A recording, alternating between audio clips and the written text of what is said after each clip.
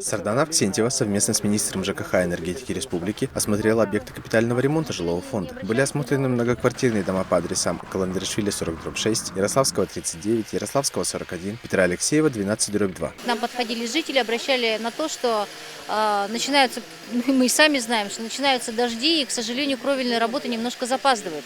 Хотя в соответствии с теми конкурсными процедурами, которые провел фонд капитального ремонта, двигаются в графике, но в принципе, конечно, попали в мокрый сезон.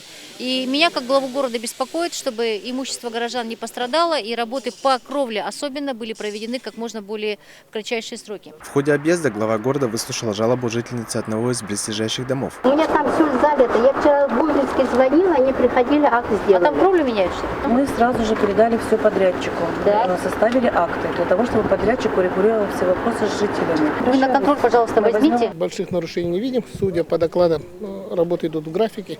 Конечно, природные явления в виде дождей, они дают о себе знать. Мы сегодня видим, что есть ряд жалоб от жителей, но в то же время они исправимы. Окружная администрация еженедельно проводит подобные проверки с Министерством ЖКХ и энергетики и подрядными организациями. Иннокентий Корякин, Асен Попов, Якутск ТВ.